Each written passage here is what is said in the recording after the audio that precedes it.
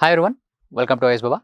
So in this video, we are going to talk about how we should approach or how we are going to approach history as a subject in our prelims exclusive program course, that is for UPSC 2025 prelims. So the entire course is designed in this manner, like we are going to choose some high yielding areas which are most commonly repeated over, let's say, for example, from last one decade or so, nearly 1.5 decade, like from 2011 to until 2024.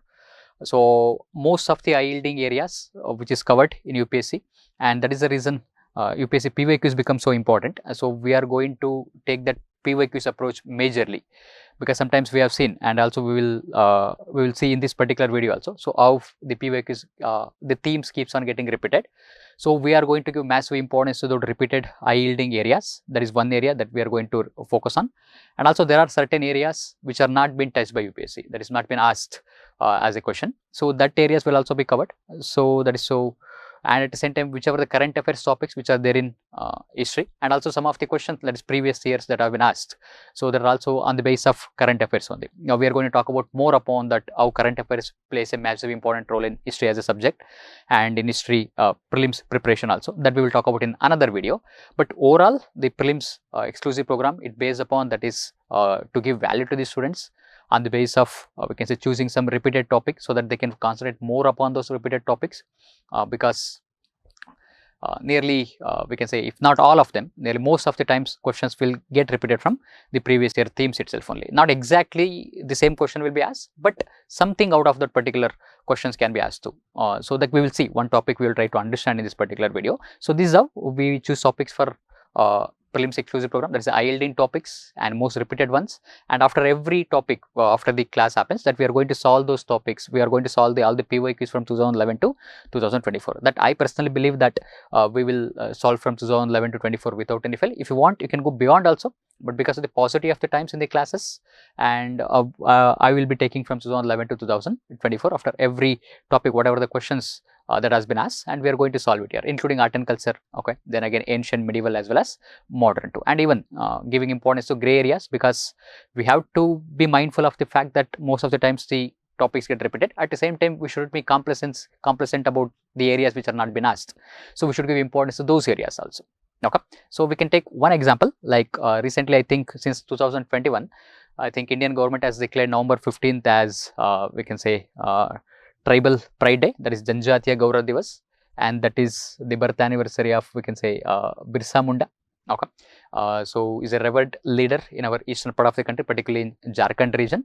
So one question was already asked UPSC about this particular topic, like you can look at in 2020 with reference to history of India, Ulgulan or the Great Tumult is a description of which of the following events. We know we are talking about Birsa Munda, but in our classes, so we are not going to just deal with just one that particular topic. We are going to cover the topic in comprehensively.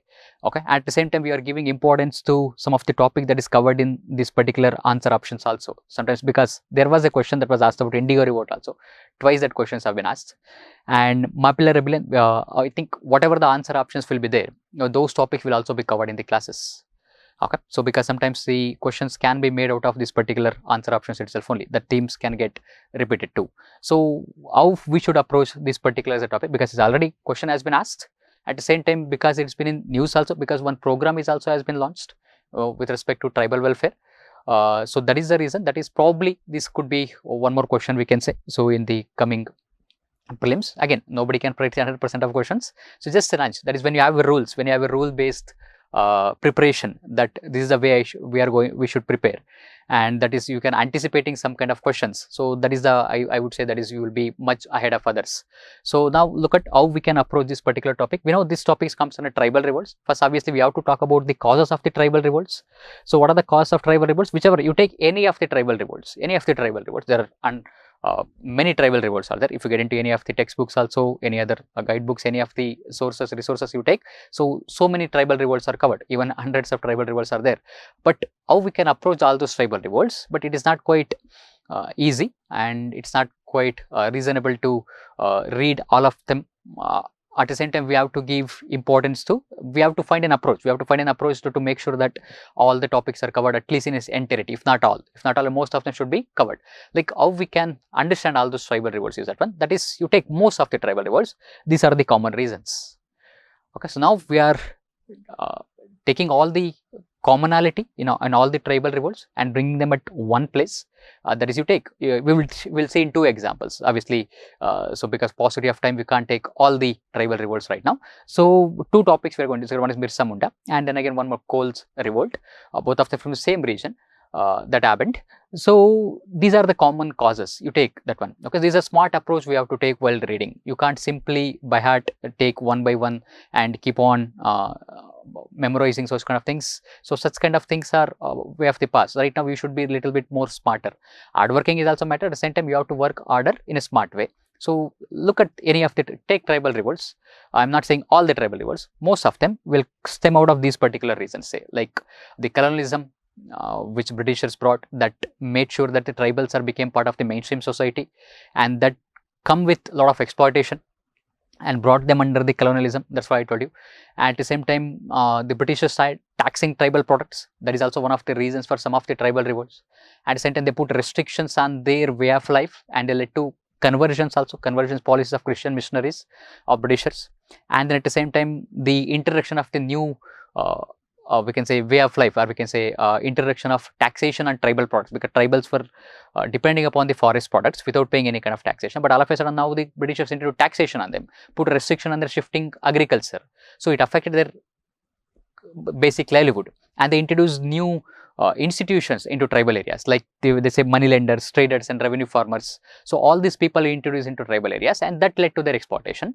Okay, and not only by these individuals, even the British institution, the British government, like say police, judiciary, army, and they also showed a lot of we can say interference in tribal way of life, and that led to a lot of exploitation of tribals. So you can take most of the tribal revolts. So you can see these are the common reasons we can say. So let's take example of Birsa Munda itself only. Okay, so that was a question that was asked, right? That is this was the term Ulgulan. That was the term that was asked. It means nothing but it's a rebellion, as a great tumult. It happened between 1895 to 1900, but actual revolt happened in 1899. Okay, so look at the causes. Okay, first look at where is the region, that is Chota Nagpur Ranchi region, that I told you, Jharkhand region. Okay, so and that was the major goal of this particular revolt was to establish Munda Raj, that is an independent Munda Raj we can talk about. Now causes, look at that one. Destruction of their common land holdings, like I told you that the introduction of introducing colonialism into tribal areas led to disruption of the tribal way of life. Now that led to disruption of their common land holdings. At the same time, I told you that is revenue farmers, okay, which are we used to be called Tikadar in that particular region, and money lenders and Jagirdars, and their exploitation on Munda tribes, and that also one of the major reasons for this Munda revolt. Okay, and encroaching upon tribal land, they lost their lands and even pushed them into bega. That is a forced labor. That is a term. That bega is a term that is repeatedly comes in, we can say, in zamindari system also, when we talk about in revenue system of Britishers. And then again conversions, I told you, that is against Christian missionaries activities, and they provided incentives and they asked the tribals to convert into other Christianity. So that is also one of the reasons behind this particular revolt, we can say. And now what happened? And now the Birsa Munda, he declared himself as a divine messenger. He collected people around him, and many people rallied behind him and went from village to village mobilizing people, and finally he proclaimed the revolt in 1899. But unfortunately he got caught, okay, in February 1900, and he died in jail in June 1900. Okay, so this is the approach we have to take, that is discussing not just the current affairs part of it, but of course the concept behind that one. Okay, already one question also has been asked. Now it is in the news also. So because of November 15th has been declared Tribal Pride Day, so maybe we can expect a kind of a question from this area. Okay, so this is not it. So you can look at this topic, that is the coals of Chota Nagpur. Like again, you go back to the causes I told you, like I mentioned here. Okay, so these are the causes, right, that I told you. The year I told you that Christianity conversions aspect is in Birsa Munda. At the same time, introduction of money lenders, traders and revenue farmers, that is also one of the aspects in Birsa Munda revolt. And now look at the Coals revolt, again the same region, Chota Nagpur region. This happened between 1820 to 1837. Again Ranchi, Singhbhum, Hazaribagh, Palamu, these are the regions where this Coals revolt happened. And look at the causes: the transfer of land from Coalsoul, again that is encroaching upon their lands.